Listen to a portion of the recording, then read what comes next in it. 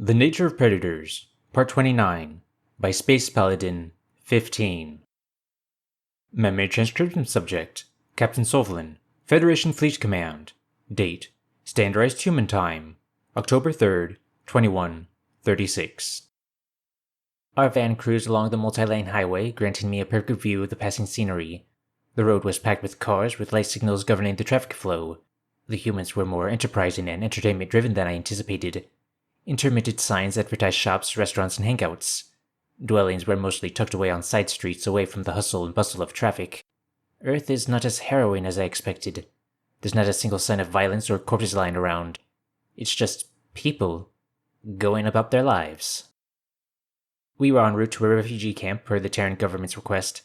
Despite their best efforts, humans lacked knowledge of our basic biology and necessities.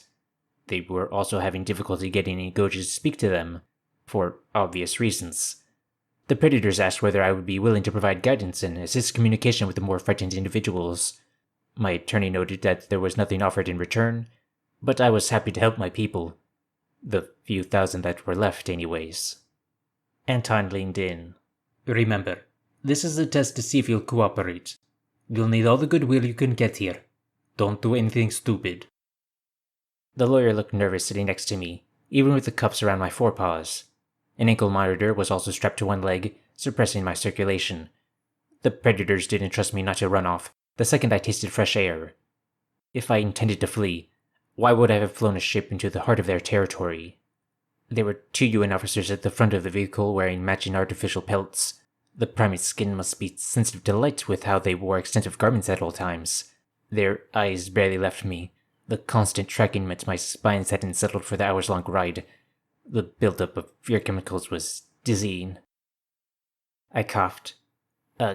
Guard Predators and I say something if I, think that my people are being mistreated. One of the officers, named Samantha, gave a curt nod.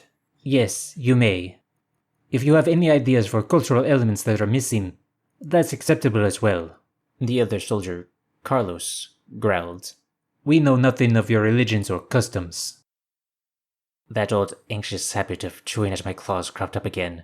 The most popular deity worshipped in our system was the Great Protector, a nature spirit that warded off predators. I never believed in such nonsense myself.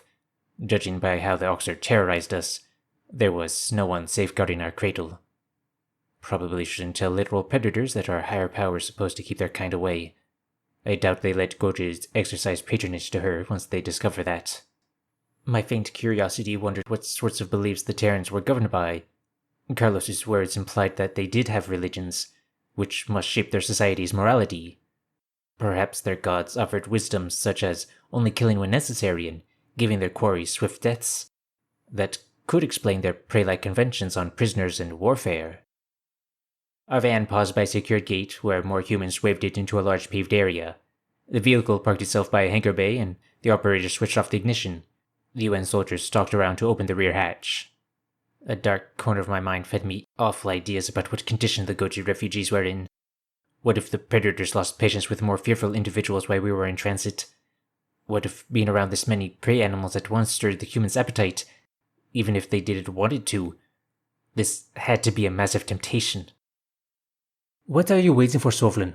Samantha waved a hand impatiently. Get a move on it.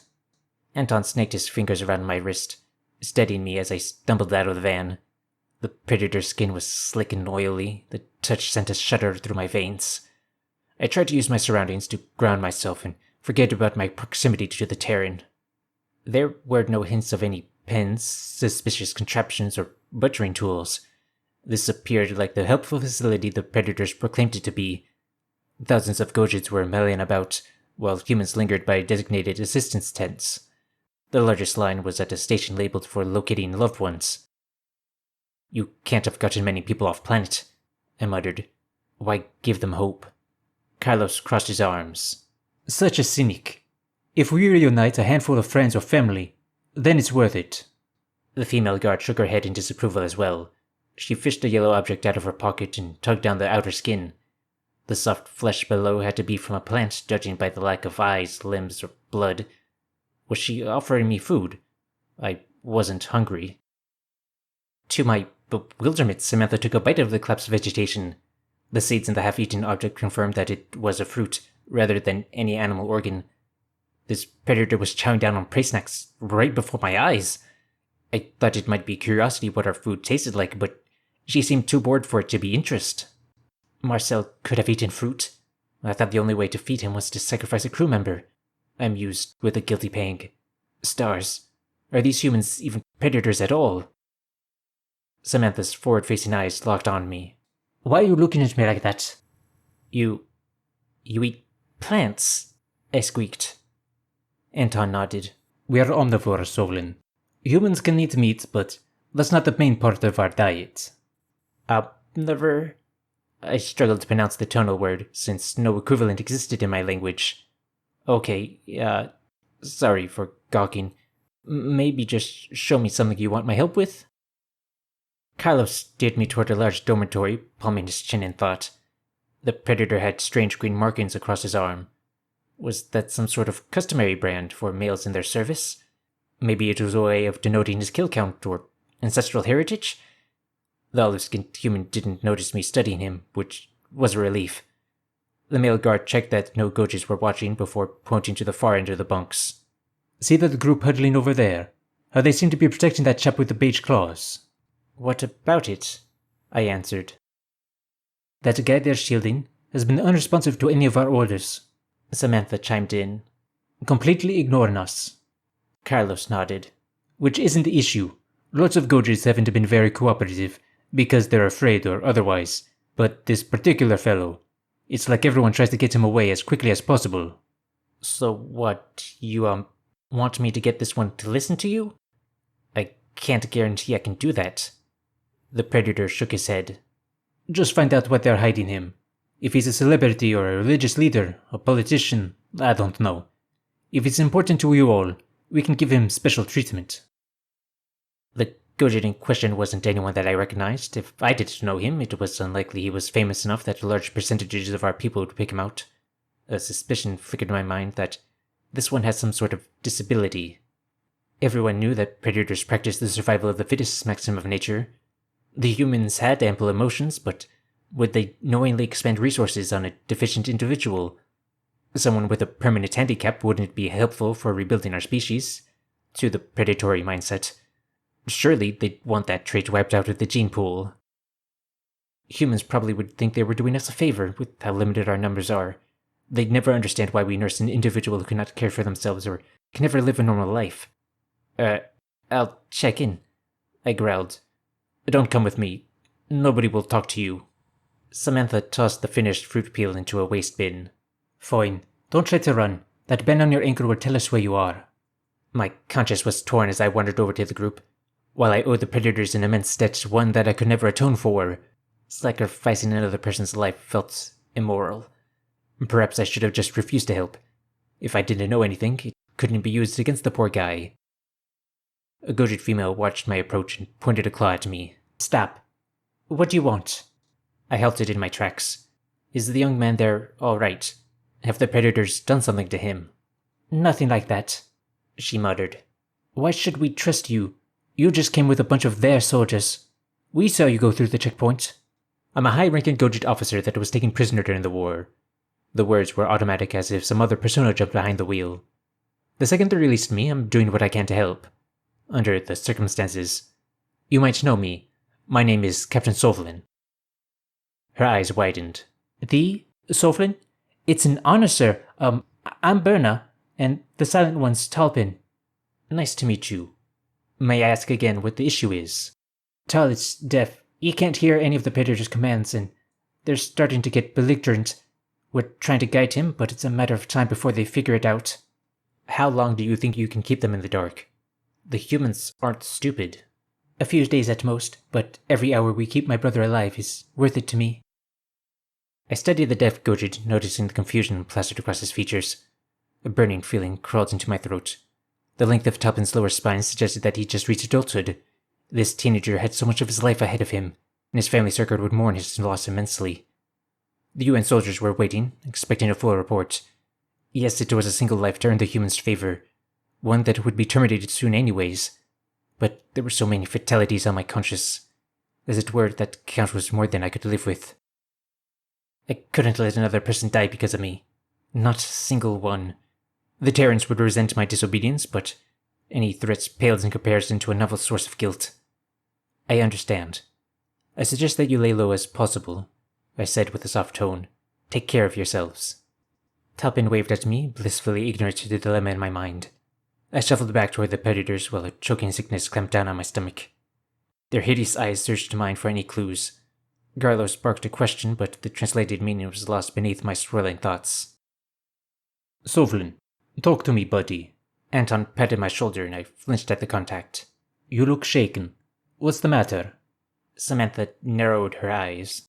What did they tell you? If there's a threat, we can try to de-escalate the situation. That is a part of our training, you know. I'm sorry. No one's in danger, but I can't tell you. I whimpered. What do you mean you can't tell us? The female predator hissed. Your action could be drastic. I can't get someone else killed. No matter how bad I feel about Marcel. Just throw me back in my cell, okay? Please. She blinked. Nobody's getting killed. Have humans ever displayed violence toward you? Either you trust us to conduct ourselves with kindness and compassion, or you haven't reformed at all. Pick one. I don't know. Shit, I don't know. Sovlin, we are trying to help these people. You have my word that no harm will befall any of them. Not unless there is zero alternative. Carlos growled. I squeezed my eyes shut. Feeling empathy was a far cry from the altruistic disregard of genealogy. Humans wouldn't be a strong warrior species without making theological sacrifices. It might stupefy them that we burdened ourselves with so-called debility. Would honor be enough to compel the predator guards to spare Talpin? The lawyer jostled my arm again. You're panicking. I can see that. Whatever predator nonsense you are all convinced of, it's dead wrong. We are nothing like the Oxer. Yes, but he's deaf, I blurted. The humans recoiled. All of their expressions seemed stunned from how their eyebrows shot up to their hairline. I don't think that possibility even crossed their mind. Why would it, when they would never engage in such an impractical undertaking themselves? Shit, what have I done? You couldn't keep your fat mouth shut and let a teenager live his final days in peace? I berated myself. You're a weak-minded, selfish asshole, Sovlin.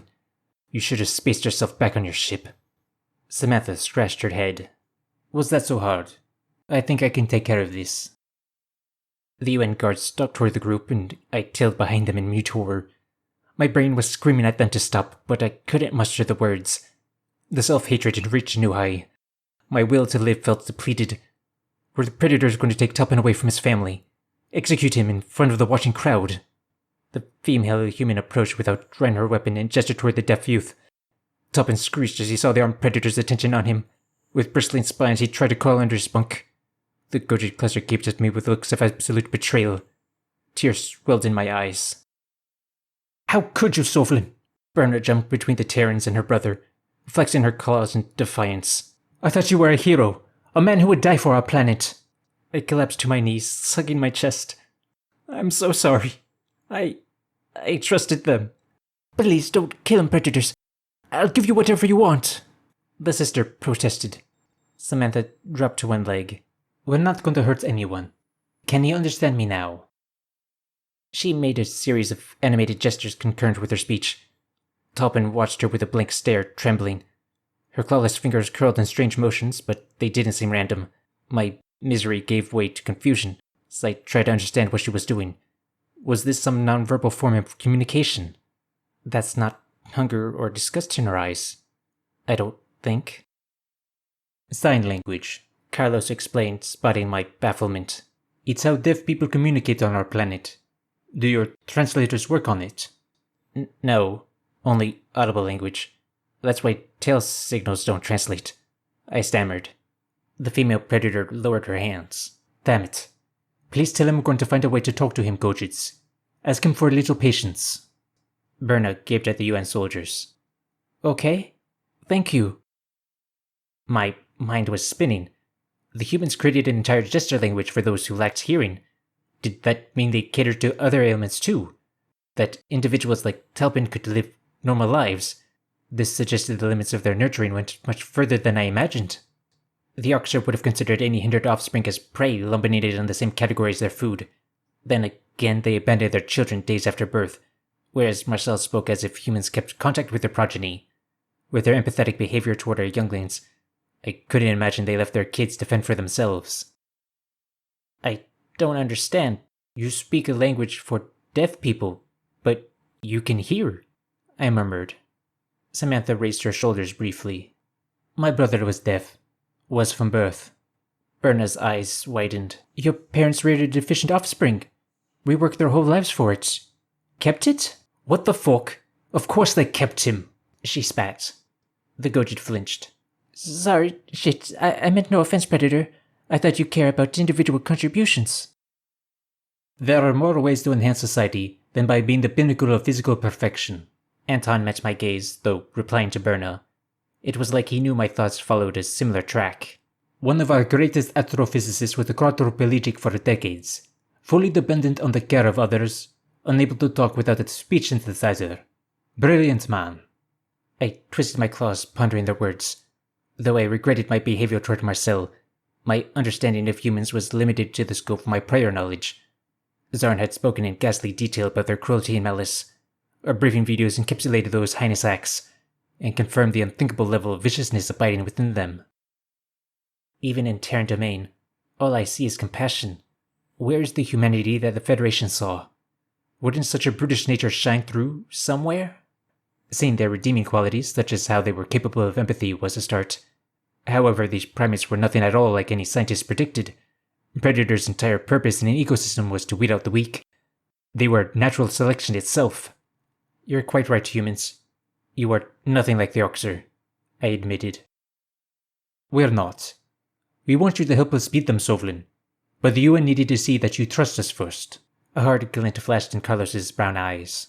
I'm satisfied that your remorse is genuine. What do you say we spend a few hours here, then we talk shop? That translated as, discussing work. Touché. With Romano plans to take the fight to the Oxer, and to bring whatever's left of your cradle back into our hands. Would you be willing to look them over? Perhaps serve alongside us? I realized that in spite of my visceral reaction to their features, I almost liked these humans. They had a certain charisma when they articulated their lofty intentions. Our cradle would be little more than rubble now, but its symbolism counted for something. A few thousand Gojis might have survived in bunkers, and these strange predators were their last hope. The UN was giving me a chance to offset a fraction of the damage I'd caused. That wasn't the sort of offer I could pass up. There's nothing I'd like more. Count me in.